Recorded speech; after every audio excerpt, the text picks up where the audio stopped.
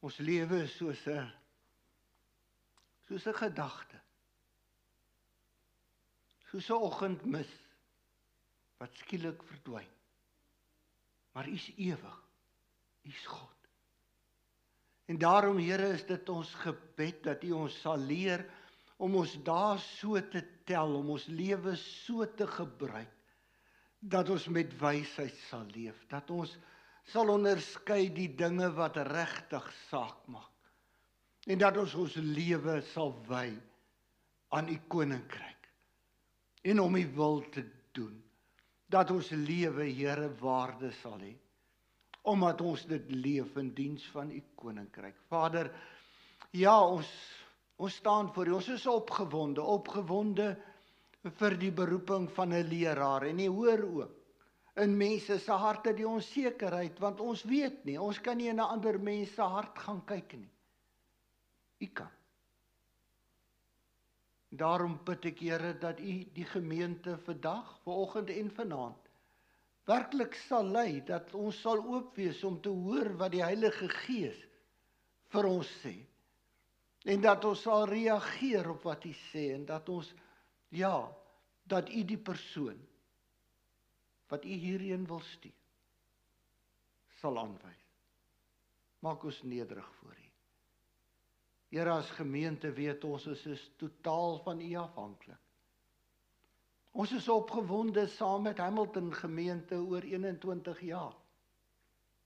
Ons is hartseer saam met Hamilton gemeente. En saam met Niels en sy familie oor ongelooflike verlies. Ons weet, Here, dit is nie in ons hand nie, dit is in U hand, maar ons kom buig voor U. En dan bid U. Wil U vanmôre elkeen kom ontmoet, deur die woord, deur die Gees. Kom praat met ons, Here. Ons bid dit in Jesus naam. Amen. U kan die plekke inneem, u het die blaadjie. Neem dit asseblief, daar's baie belangrike gedeeltes, skrifgedeeltes en die hoofpunte is daar. U kan die Bybels oopmaak by Lukas 16. Ek gaan vir u lees Lukas 16 uit die 2020 vertaling.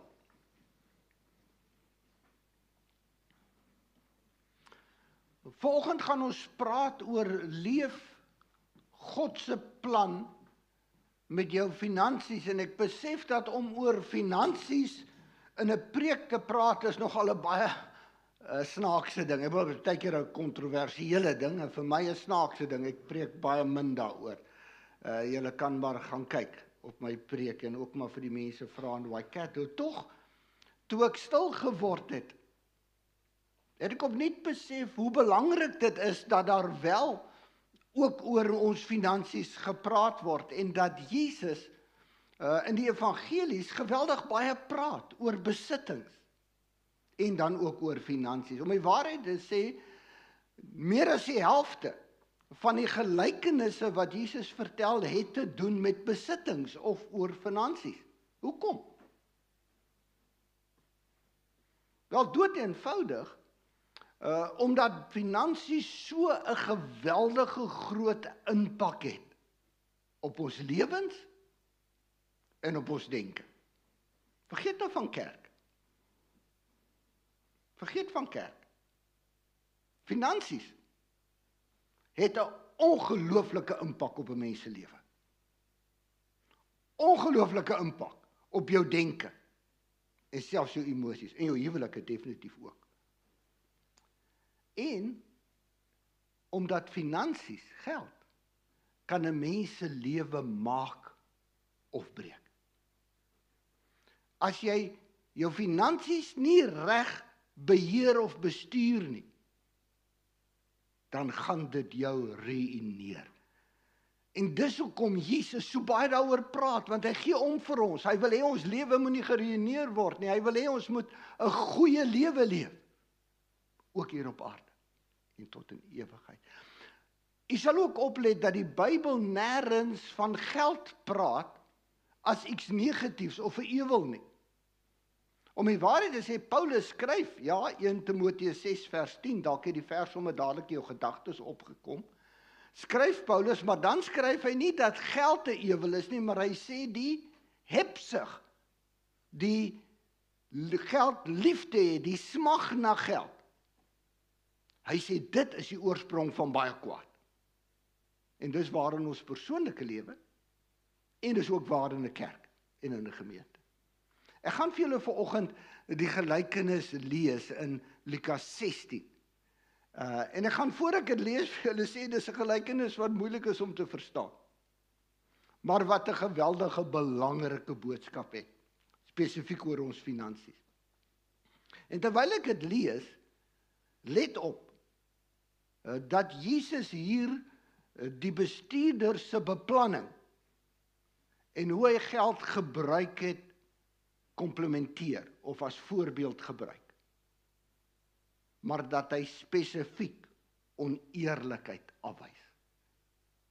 Gelykenisse moet julle mooi verstaan. Alles in 'n gelykenis kan jy net so vat en oorbring. Die gelykenis het een ding wat hy wil sê. En hierdie gelykenis wil praat oor hoe hierdie ou geld hanteer het. Finansies hanteer het. Nie oor sy persoonlikheid nie, want hy doen 'n klomp goed verkeerd. Okay, ons sal daaroor praat. Kom ons lees. Lukas 16 vers 1. Jesus het ook vir sy disippels gesê, daar was 'n ryk man wat 'n bestuurder gehad het. En die is by hom daarvan aangekla dat hy sy besittings verkwis.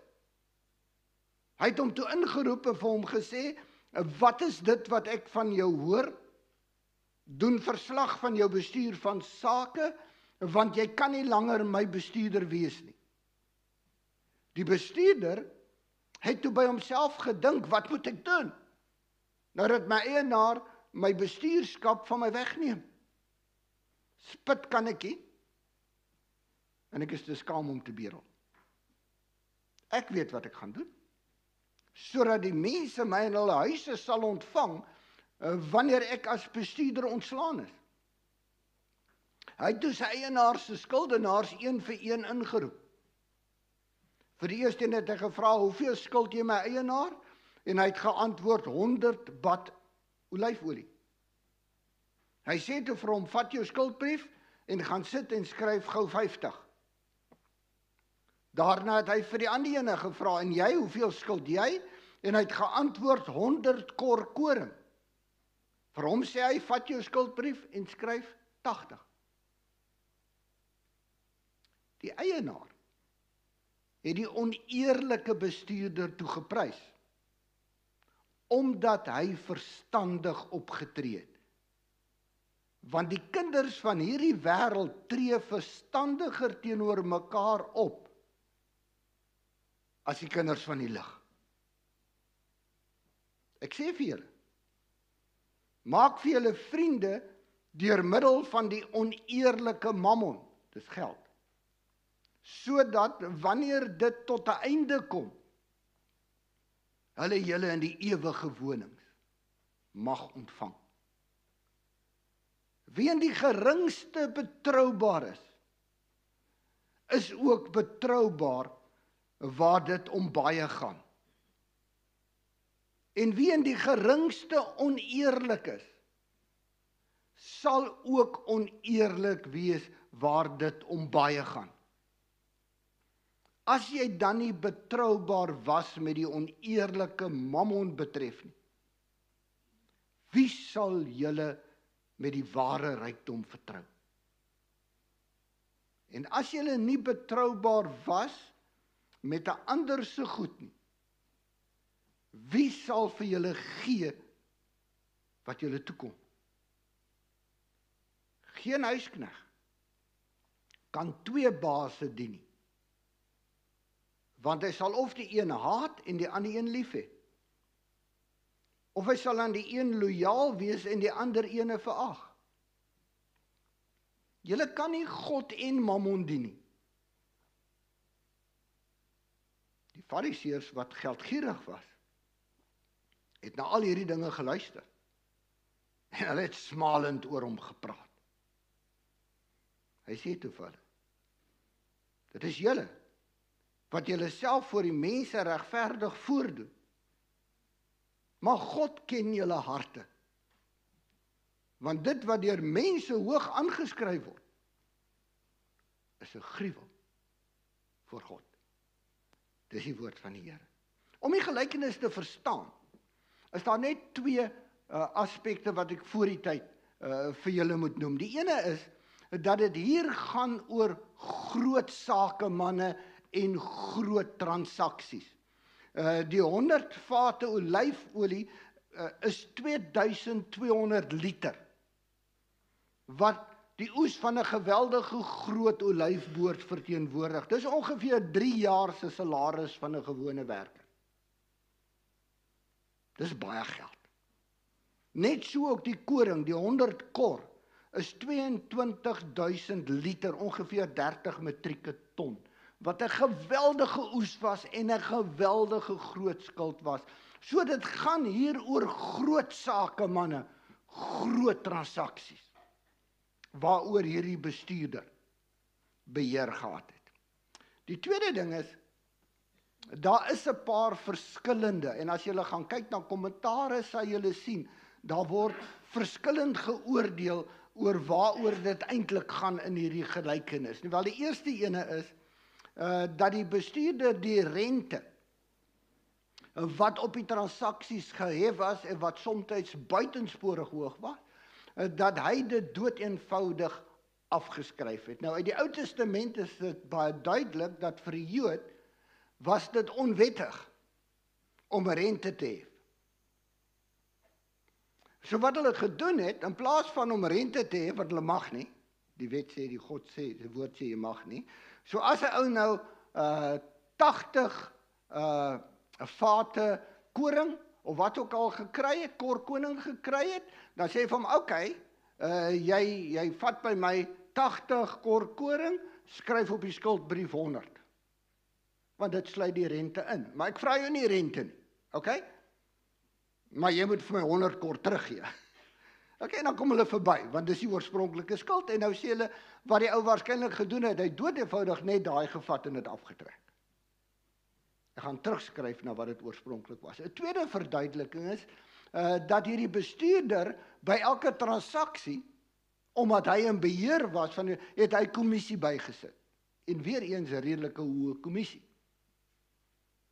En wat hy nou gedoen het, toe hy weet hy gaan ontslaan word, het hy doodeenvoudig die kommissie afgeskryf, want hy het geweet hy gaan nie daai geld ooit in sy sak kry.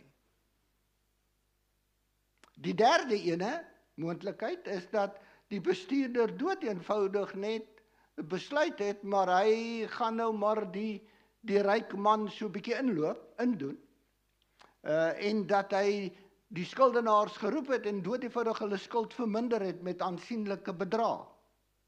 Die effek daarvan sou wees dat hulle baie opgewonde sou wees oor die ryk man, want hulle skuld is verminder, dat daar sou stories begin rondloop het oor hoe vrygewig en hoe amazing hierdie ryk man is, en sy aansien in die samelewing sou dramaties gestyg het.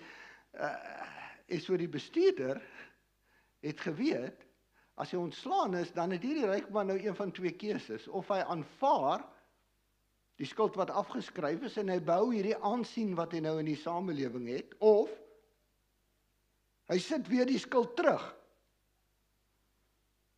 en dan nou is daar sy aansien en alles in die samelewing, en hy het daarop gebaken dat die ou sou. In elk geval het hy geweet, enige ene van die drie, hy kan nie geld vat vir hom nie, maar sy plan was, om op een of ander manier, vir die ouens wat geld geskuld het, 'n voordeel te gee. En dan het die tradisie van daai tyd gesê, dat as ek jou skuld vir jou verminder het, as ek vir jou voordeel gegee het, dan moet jy vorentoe weer vir my sorg. Maar jy moet net seker maak, dit gaan oukei met my. En dis hoekom die ryk man op die ou end gesê, die bestuurder was eintlik slim. Hy komplimenteer hom. Hy sê, "Wel, jy het 'n amazing plan gemaak, maar jy het my in 'n hoek gedruk. As jy die geld in jou sak gesteek het, dat jy hof toe gevat het, as jy opgesluit, wat jy het gesteel. Jy was eintlik baie slim." Want ek kan niks teen jou hê nie, maar jy het gesorg dat jy vir die toekoms versorg is. So jy sien, wat Jesus met die gelykenis wil sê, hy wil sê ons kan iets positiefs leer uit die optrede van hierdie bestuurder, sonder om sy karakter of alles wat hy gedoen het as reg te beskou. So wat is dit wat Jesus vir ons wil leer uit hierdie verhaal? Die hoofding is, hy wil vir ons leer dat hierdie bestuurder, toe hy besef dat hy in die moeilikheid is, het hy 'n plan gemaak. 'n plan gemaak om seker te maak dat hy heenkome het. En omdat hy 'n wêreldling was, 'n sondaar was, het hy doeteenvoudig op 'n sondige manier plan gemaak. En daarom was van die goed wat hy gedoen het heeltemal oneerlik, en daarom word hy ook beskryf as 'n oneerlike bestuurder. Maar dan sê Jesus dat die mense van hierdie wêreld is eintlik slimmer as ons, en dit skokkend. Ek hoop julle het geskok geraak toe julle dit gelees het, want dit moet jou skok. Hoe kan Jesus dit sê? Hy sê die mense van hierdie wêreld is slimmer as ons. Dit sê hy. Hoekom? Hy sê want hulle werk beter met hulle geld as wat ons werk. Wow. Want hulle beplan beter. Ja, hulle maak dalk verkeerde planne, ja, is dalk sondige planne. Maar hulle beplan. En Christene, gelowiges, beplan dikwels glad nie, hulle dink maar net die dinge sal van self gebeur. Ek het dit al baie keer gesien. En dan kom hulle in diep moeilikheid. En hulle word finansiëel geruïneer. Daarom sê Jesus, ons as mense van die lig, ons as Christene, ons moet ook leer om voorsiening te maak.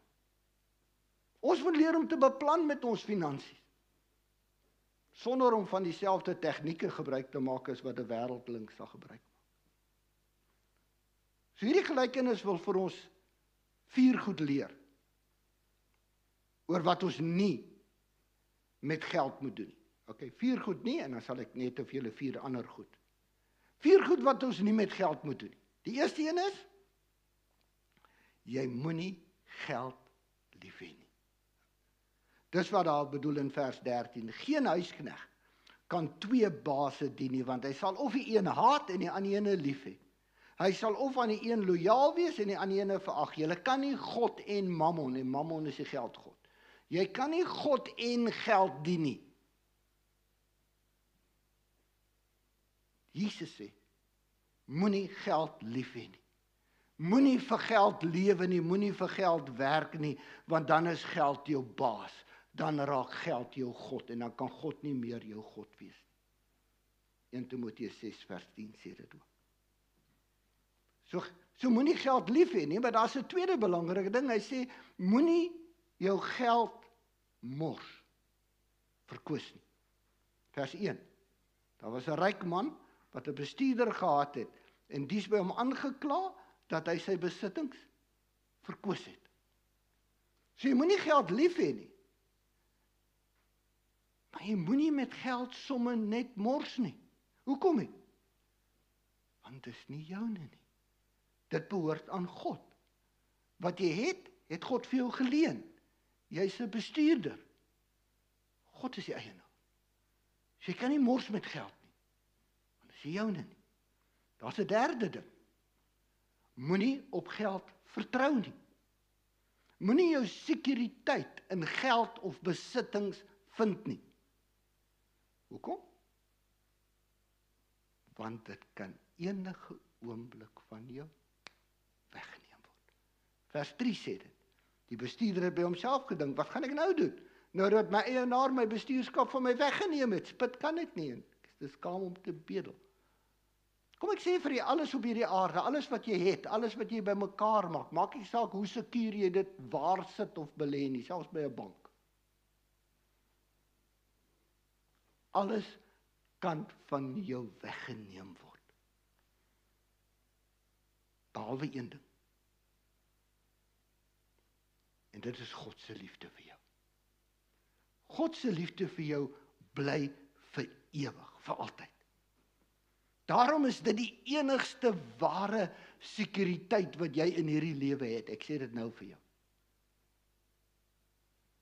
Geld kan nie vir jou daai sekuriteit gee nie.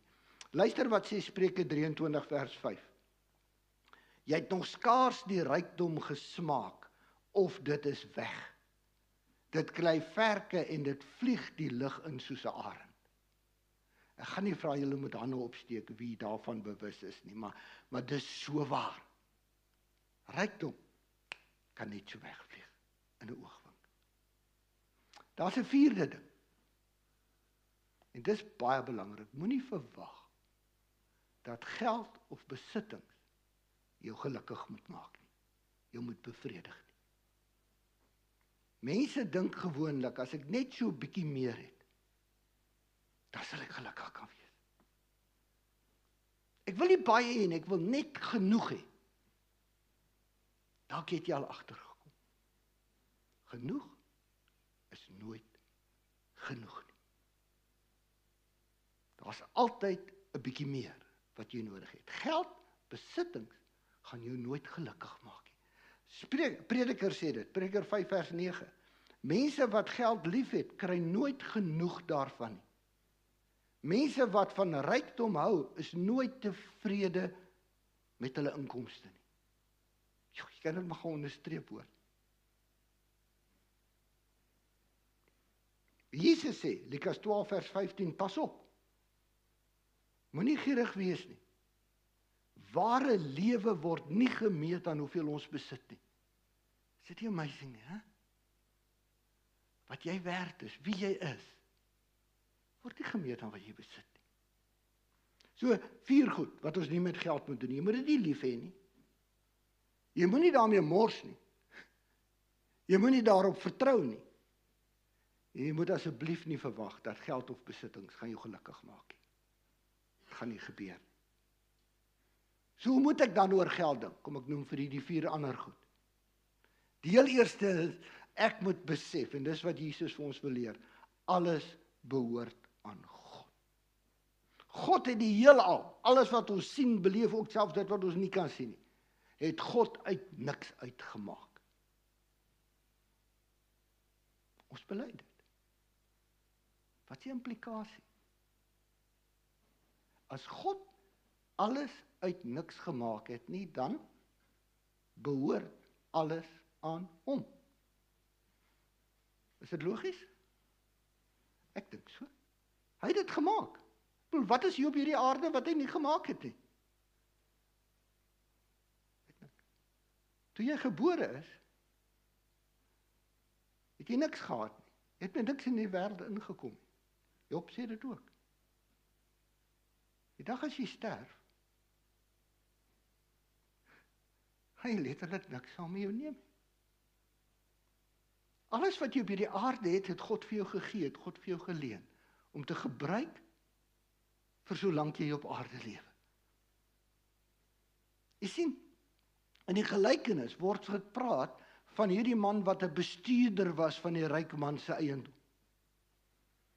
En ons moet besef, dis wat Jesus hiermee vir ons wil sê, ons is ook bestuurders van dit wat God aan my toevertrou het. En vir party het hy baie gegee. 10 talente. En talente het nie te doen met gawes nie hoor, talente doen met geld. Talente was geld in daai tyd.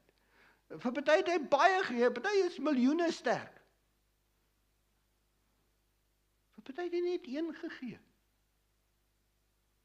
Wat maak nie saak nie, hy het vir jou dit gegee om dit te bestuur.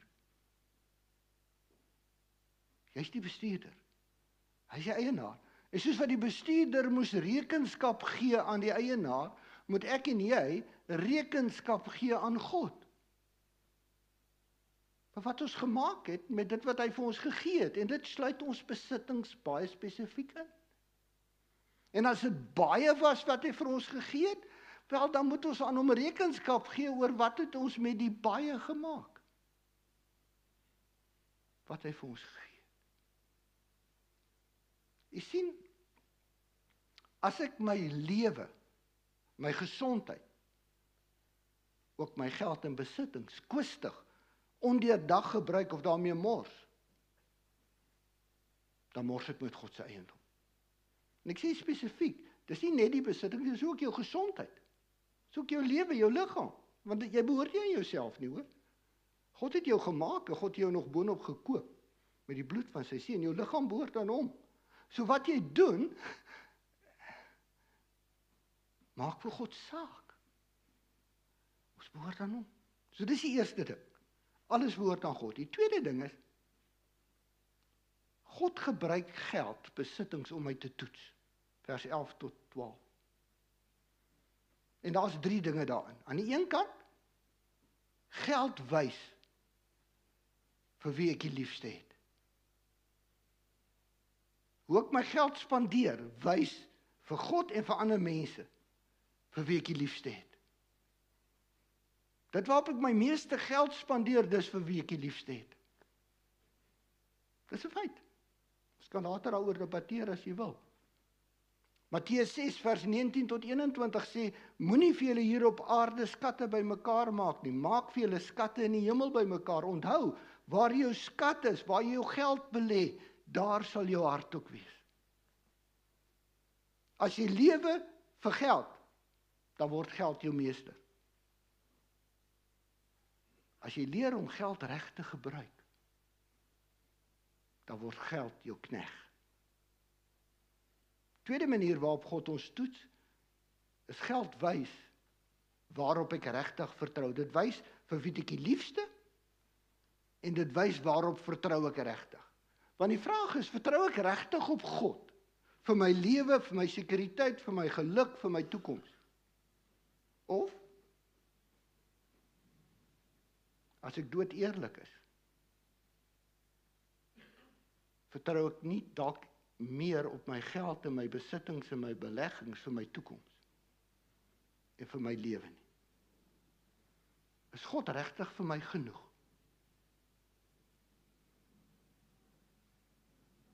Jy sien, Spreuke 11 vers 28 sê, iemand wat staat maak op rykdom, kom juist tot 'n val.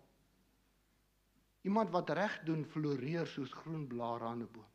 Daar's 'n derde ding, want geld wys nie net waarop ek vertrou nie. En hier kom die moeilike ene, en jy gaan dalk van my verskil, maar dan verskil jy van die Bybel, dan verskil jy van wat Jesus sê, want dis nie 'n lekker ene nie. Maar jy sien, geld wys ook of God my regtig kan vertrou, want dis wat hierdie gelykenis wil sê, en dis hoe Jesus dit verklaar. Jy sien, hierdie gelykenis sê geld let op, en Jesus sê dit aan die einde, God let op hoe ek met my geld, met my besittings omgaan, om te sien of hy vir my nog kan gee, en dis die skokkende, hy sê om te sien of hy vir my geestelike gawes kan gee. Julle moet dit gaan lees, dit staan daar. Vers 11. As julle dan nie betroubaar was met die oneerlike mammon nie, wie sal julle met die ware rykdom vertrou? Wow. Jy sien, dit is 'n geweldige belangrike beginsel. Jesus sê, hoe ek my besittings, dit wat ek het, dit wat ek van God kry, dit wat ek nou het, en dit kan min wees, of dit kan baie wees, maar hoe ek dit nou hanteer, wys vir God, of hy my regtig kan vertrou. En of hy vir my meer kan gee. En of hy my ook geestelik kan sien.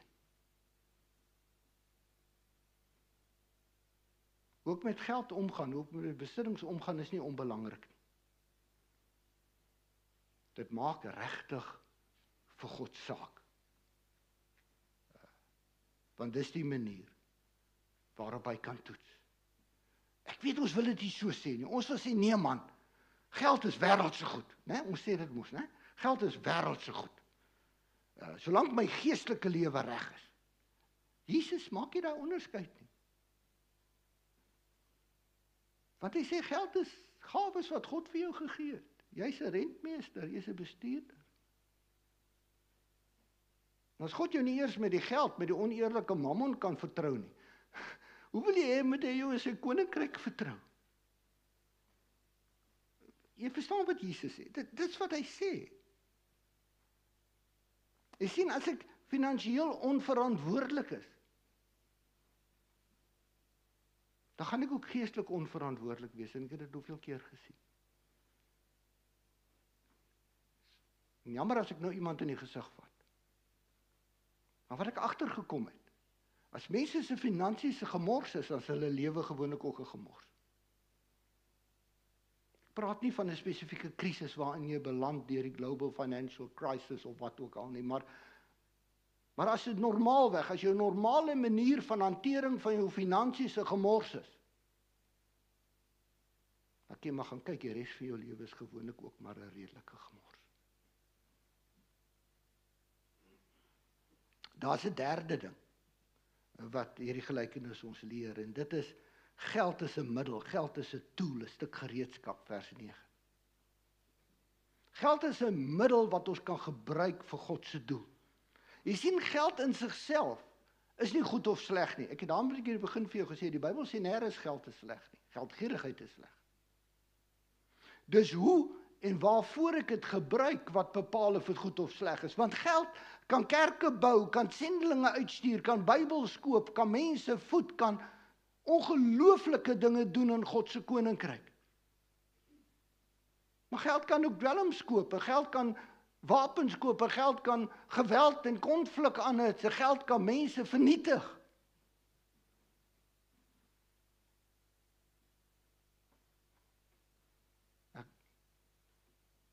Kom, ek noem dit maar.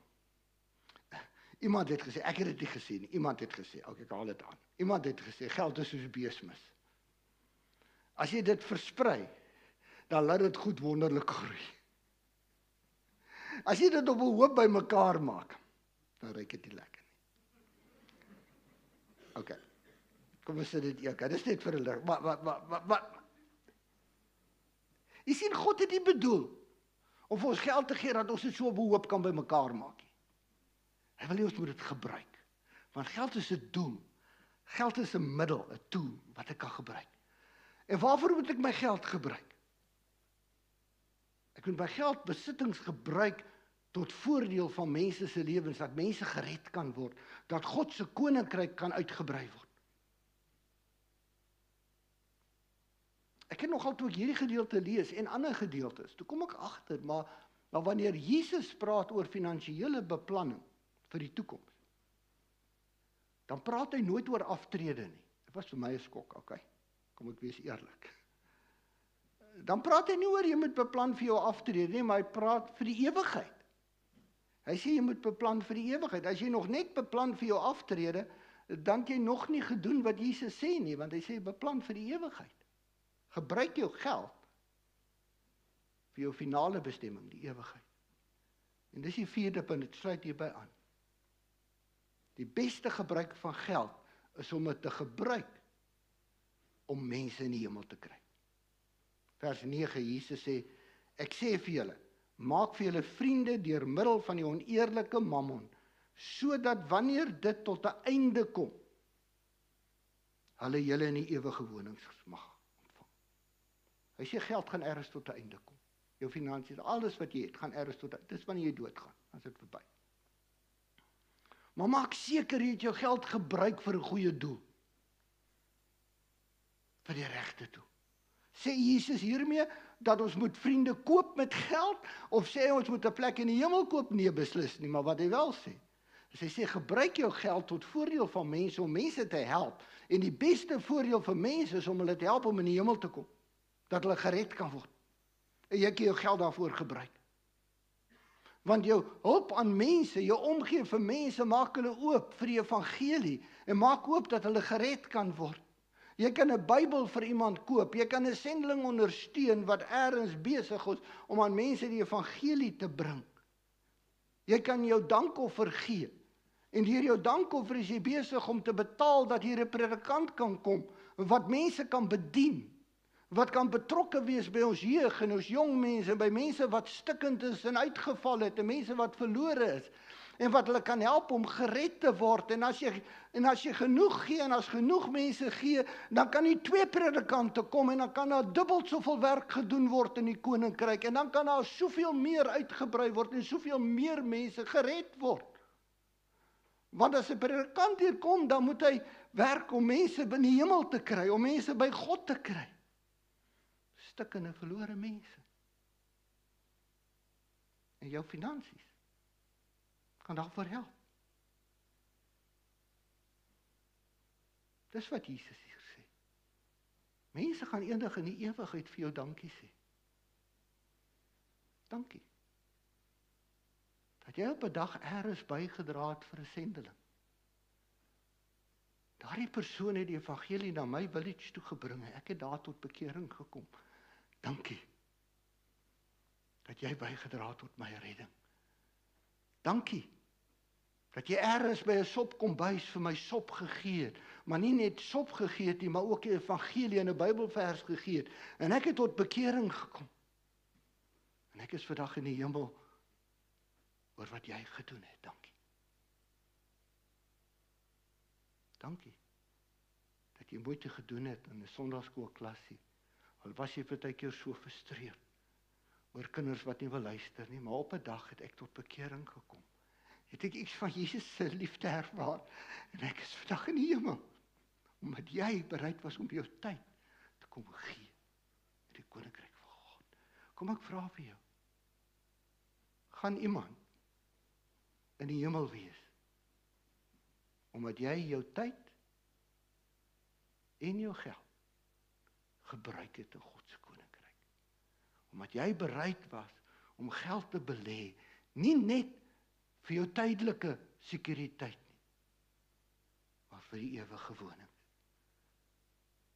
God kom roep ons op om regtig ernstig weer te dink oor hoe hanteer ek die gawes wat God vir my gee, of dit 1 is en of dit 10 is. Is ek besig om dit te gebruik tot eer van God, tot opbou van sy koninkryk, tot redding van mense. Amen. Almagtige God en hemel Vader, Here, baie dankie. Dankie dat U ons vertrou. En elkeen van ons wat hier sit word vertrou, eerstens met die lewe. Here, ons het nog 'n stuk lewe. Sonja het gisteroggend nie geweet, sy gaan nog 'n dag lewe hê nie. Ek weet sy het haar lewe gebruik, ek weet sy het belê in mense se lewens. Ek weet sy het moeite gedoen en uitgereik. Here, help ons om dit wat ons het te gebruik. Nie met die oog op die dag wanneer ek aftree en lekker rustig langs die see gaan sit nie. Maar met die oog op die dag wanneer ek in die ewige wonings kom. Om te weet wat U my gegee het, my tyd, my geld, my energie, my gesondheid. Here, ek het dit terugbelê in die koninkryk. En mense is gered. Mense deel in die ewige heerlikheid saam met God. Omdat ek getrou was. En die klein bietjie wat U vir my gegee het. Here, dit is so voorreg. Dankie daarvoor. In Jesus naam. Amen.